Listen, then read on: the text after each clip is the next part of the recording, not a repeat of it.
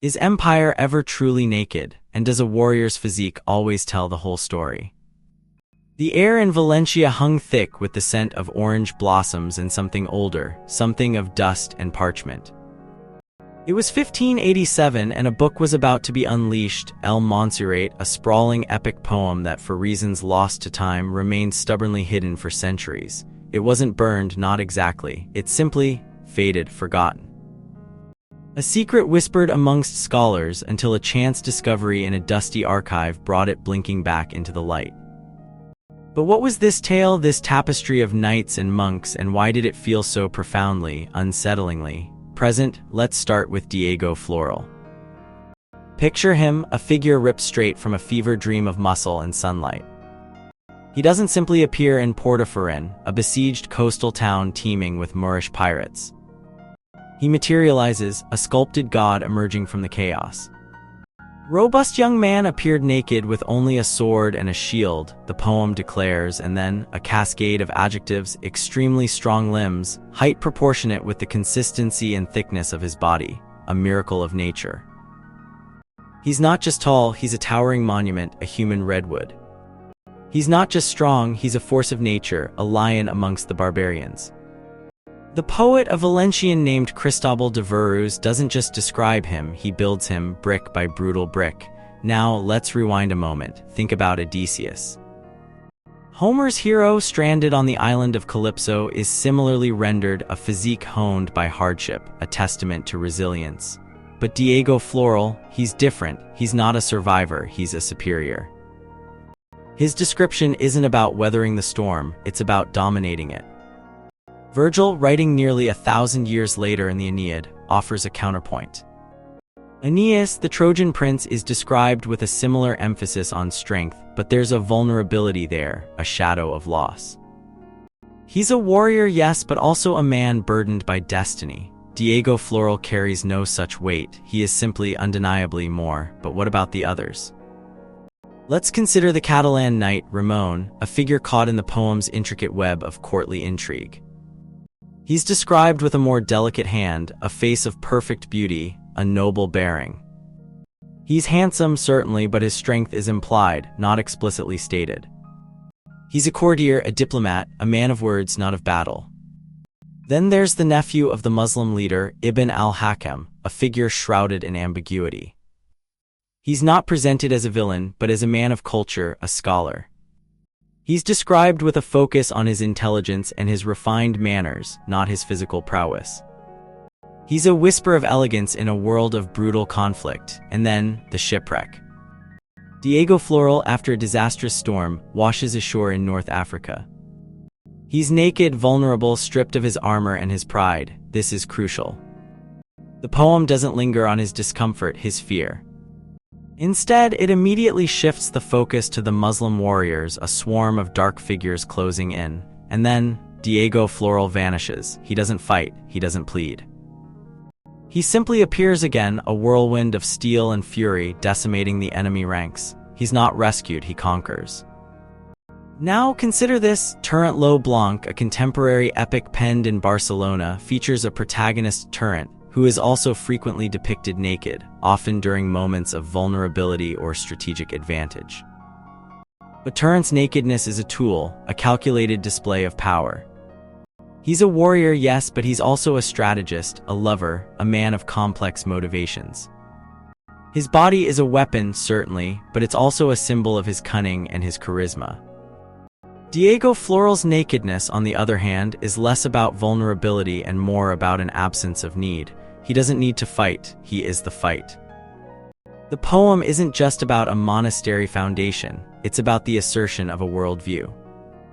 It's about the belief that Castile, with its towering knights like Diego Florel, was inherently superior to all other nations in the Mediterranean. The physical descriptions aren't merely decorative, they're a carefully constructed argument.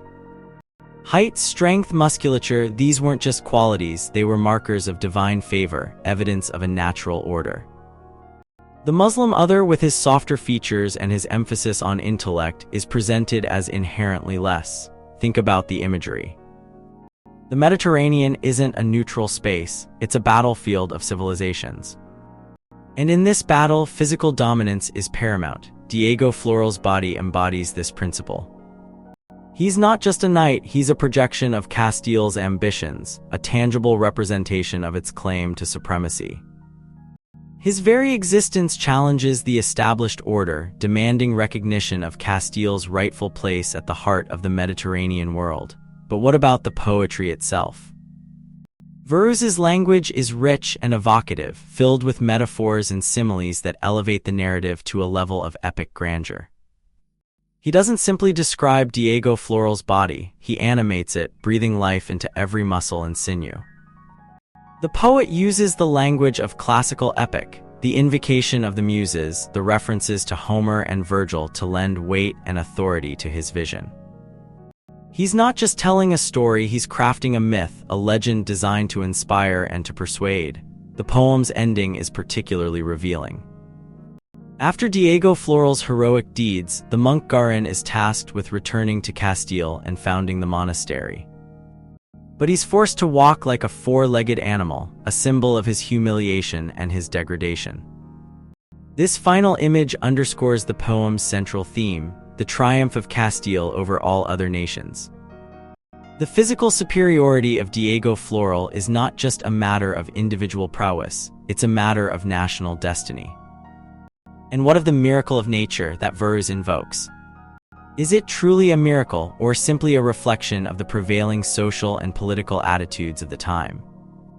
The belief in natural hierarchies, in the idea that some people are inherently superior to others, was widespread in the early modern period. The physical descriptions of Diego Florel, while undoubtedly impressive, are also a product of this worldview. They reinforce the notion that Castile was destined to rule the Mediterranean, and that its knights were the embodiment of that destiny. The story of Monserrate is a potent reminder that epic poetry is rarely just about entertainment. It's often a vehicle for political propaganda, a means of shaping public opinion and justifying power. Verus's poem, with its towering heroes and its dramatic battles, is a testament to the enduring power of myth to influence our understanding of the world. But perhaps the most unsettling aspect of Monserrate is its sheer physicality. The relentless focus on the male body, on its strength and its beauty, is both captivating and disturbing. It's a celebration of masculine power, but also a subtle reminder of the limitations of that power. Diego Florel may be physically invincible, but he's also emotionally detached, incapable of genuine connection. His heroism is ultimately sterile, devoid of empathy or compassion. As we conclude, let's return to our initial question: is empire ever truly naked? Monserrate suggests that it is. The symbols of power, the towering knights, the sweeping landscapes, the dramatic battles are all carefully constructed to conceal the underlying brutality and injustice of empire. The physical descriptions of Diego Florel, for all their grandeur, reveal a deeper truth: that empire is built on a foundation of violence and domination. And finally, a lingering question: does a warrior's physique always tell the whole story? Diego Florel's body is a symbol of Castile's ambition, but it's also a symbol of its limitations. It's a reminder that physical strength alone cannot guarantee success, and that true power lies in something more elusive: in wisdom, in compassion, in the ability to connect with others. So, what remains after the dust settles? A poem, a history, and a chilling reflection on the enduring allure and the inherent dangers of empire.